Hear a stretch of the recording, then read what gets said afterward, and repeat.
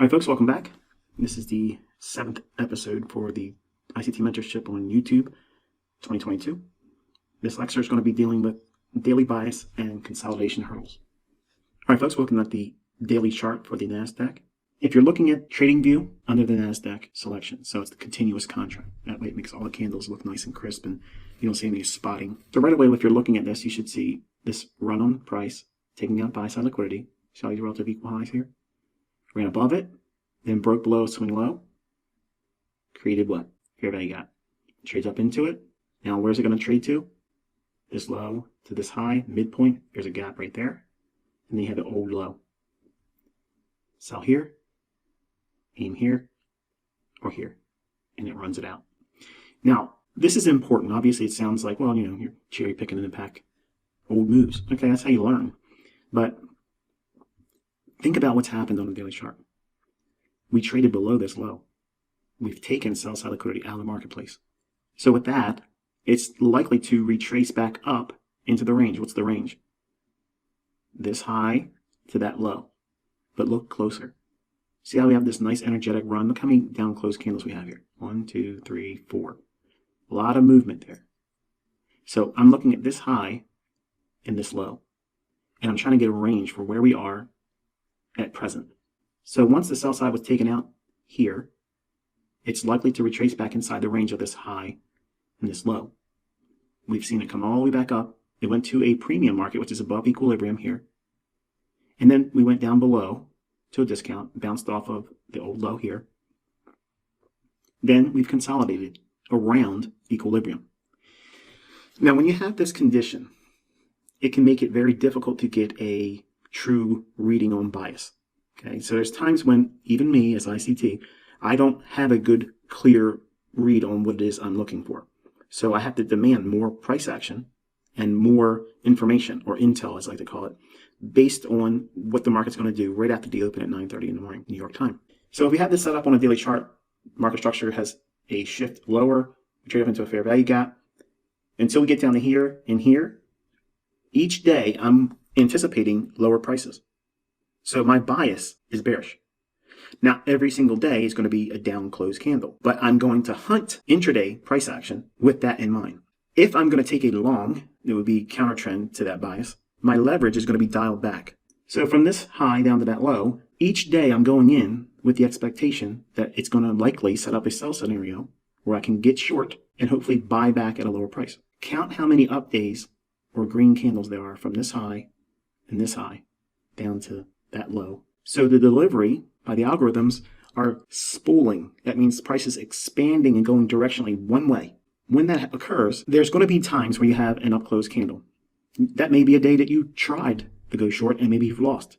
Okay, no big deal. Same thing going into the next day, going in for looking for shorts. Next day, same thing. Same thing. And then here, it opens and trades down below the low and has a huge expansion move and then comes back above and that's it. It closes on the near the high of the day or midpoint of the body in this area here. Is there a lot of up close candles during that bias being bearish? No. So you're going to utilize the daily chart to determine whether or not the next candle is going to be likely bullish or bearish. Between this high here, in the midpoint of this low to high, I'm expecting down close candles. That would equate to a bearish bias. It doesn't mean that I can't take a long entry. It just means that if I do take a long entry intraday, I'm going to do it with far less leverage. And if I see a setup that's bearish, I'll use or consider using, not always, but I'll consider using my maximum risk, which is 4.5%. Until we get down to this low and underneath it, that means it's likely to reverse or consolidate. And we have a retracement back in. So once it starts doing this and it's hanging around equilibrium, it gets very difficult, even for me, to determine a bias. So what does that mean? No trading? No. It just means that you have to rely on the smaller time frame intraday charts and just simply look for liquidity pools. So you're going to trade intraday volatility, running old highs, running out old lows, being a lot more nimble and like a surgical strike. You take your handles or your points that you're trying to get out of the marketplace and then run. You don't try to overstay your welcome. So let's go down to a lower time frame. All right, so we have the 15-minute time frame and we have our 8:30 in the morning crosshairs here. Crosshairs are the vertical line that denotes the time that we start looking back to the left. Okay, right here, go to the left, we see here, this is our first low. So we mark that. And right in here, first to the left is here. We don't want to use this low by itself because it's inside of this candle. So I want to use the extreme. Where's the liquidity going to be? Is it going to be above this? Or is it going to be above that? It's going to be above this. Okay. Why? Why not that one? And why this one? Keep looking left. What do you see over here? See that? These are relative equal highs. What does retail traders see that as? Resistance. So they see it going up to here, stopping and going lower. They see it going up to here, failing to go up here. So now they think this is a really strong resistance level. And it went lower. Look at that. Then the market showed how that level was real resistance by going right through it. But this would be a first target here to reach for. And if you want to use a longer term intraday, target would be back here. Obviously, with the benefit of hindsight, you can see that we traded below that low here. Then we reversed and started going higher. We took out this high here. Now on the 2-minute chart, why the 2-minute chart? Well, that's for your homework. You go through the 5-minute, the 4-minute, the 3-minute, the 2-minute, and the 1-minute chart. I'm going to utilize the 2-minute chart because this is what I was using today for my own analysis, okay? All right, so you can see how we had the old low here. We trade down below it. And this 1004, I'm actually highlighting that candle right there. The reason why I'm using that candle's low and taking the screen capture there is I want you to see the low candle's price. Okay, so that's where your stop would have to be just below that, maybe one tick. By going long in here, based on the logic I'm going to start to outline here. The market trades below the old low. Trades below it, rallies above, but does it trade above this short-term high yet? No. Then it goes down once more, below the old low, but not below this low here. Then it turns and goes higher. What did I see in this chart that allowed me to go long in here? Nothing. I didn't see anything in this particular chart. I saw it in the S&P. S&P, similar situation here. High, that's the best case scenario for the day. This high here, that's where it could reach for. 830. We're right here. What's the point of expecting it to go above that? Not much. We want to see some kind of a protraction. So the market, yes, it went above that short-term high and then went lower than that low, yes. But watch what happens. It trades below it, comes back up, and look at all the volatility and the sloppiness inside this area here. Then the market starts to rally. So the draw on liquidity is going to be here. It took out sell side here. So let's look inside this price action and see if there's any details that would lead to a run into that, we'll call it the 44.95 level. Okay. So the 2-minute chart, the market trades below the old low, as we see here. This low candle, it's high. Then we have one candle up, the next candle's low. There's your fair value gap. That's the run in here. So we have displacement low and displacement high. Is there a market structure shift bullish? Yes. It trades up above it. And then you look for the fair value gap. Is there one in here? No. Anything in here? No. How about here? No, it's closed in. It does not move down here. But we have this. So we trade down into it here. At 1036, that candle forms. That's a long in S&P. Now, compare that with this fair value gap in the S&P. We traded below the old low. We took sell side out. We have a shift in market structure on the S&P. These averages tend to move in tandem. So that means they generally move in the same direction. So I'm looking at the Dow, even though you don't see me trading it, I'm looking at it. I'm also looking at the S&P, even though I'm favoring the NASDAQ because its volatility and its movement is more than the S&P. Other traders might be fearful of the volatility and say, oh, I don't want to trade that. It's too fast for me. I am loving this because I know how to trade. I can work within that volatility because I know what I'm looking for. I know the signatures the algorithm is going to put out. So until I get these signatures, I have to wait or put leaders into the marketplace, which is what I'm going to show you when I show you my live account results today. But at 1036, let's go back up to the NASDAQ. We don't see any fair value gap in there, do we? Nope. But we start to see NASDAQ turning. So I went in long in close proximity to this order block. Okay, I went in at 14,505. That's inside of this order block. So I'm trading close to it. So if we're expecting a fair value gap to be a launching point for the S&P, and these markets generally move in tandem, I don't need the fair value gap in the NASDAQ because I'm utilizing the S&P as my indicator. So the logic is that S&P low in here was trading down into an old fair value gap over here in its price swing, but there is no fair value gap in the NASDAQ. See that?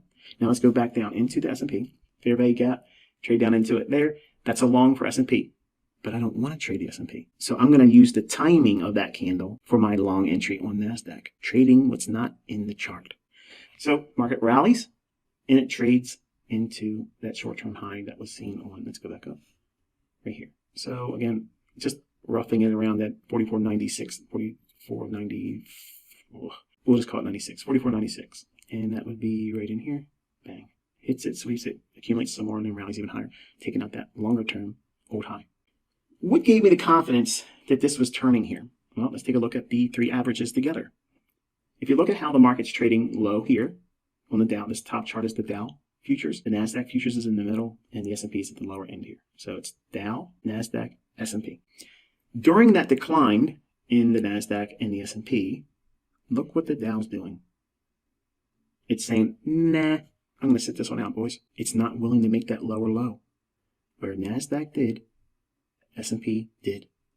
When you see that right there, and here's an important thing, you anticipated already. You're not looking for this. This is what some of my students, when they come into my mentorship, they see this pattern, they think, oh, it's diverging, so that means it's going to go the other direction. No. This is something that confirms an idea that you had already established before price does what it's doing real time. What does that mean? You're already looking for a reason to go higher. So that means you're looking at an old low. Does it trade below the old low? Okay. Does it have a shift in market structure that's bullish? Yes, we saw that in the S&P, but we did not see it in NASDAQ. No evidence whatsoever was in NASDAQ this morning with what I'm teaching you. But it was, listen, it was in the S&P.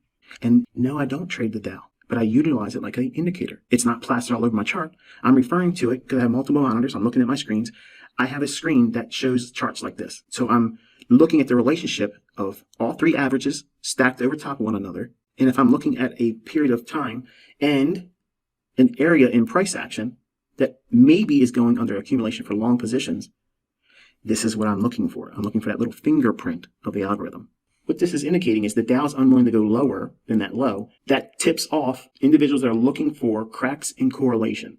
Okay, correlation would be they're moving lower here, here, and here. But that correlation where they move in tandem together cracks here at a very important time, right when the NASDAQ and the S&P are trading below its old low.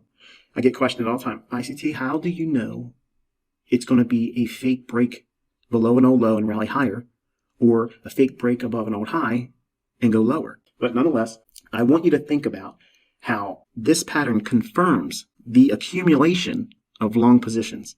The Dow is not going down because buyers are coming in. That's not what's happening here. This is an unwillingness to deliver to that low. This is a macro. A macro is something inside of an algorithm that prevents or enables delivery. Delivery of what? Price. So the Dow is unwilling to go lower here. Okay, by itself means nothing. Does it happen at the same time that the NASDAQ went lower? Yes. At the same time the S&P went lower than that low? Yes. Okay, so let's go back. Here's that old low prior to 8:30. Remember, algorithms run on time and price, not price and time. The low, that's the price, yeah, but you have to refer to time first. What's the important factor of time? 8:30, go to the left. What's the first low? Right there, boom. So there's liquidity below that. It trades below it here. Then wait. Do we get a signal that allows us to hunt what I'm teaching you on this mentorship? There's the swing high. It breaks it there. So now market structure is shifted bullish. Look back through this price leg. There's your fair value gap.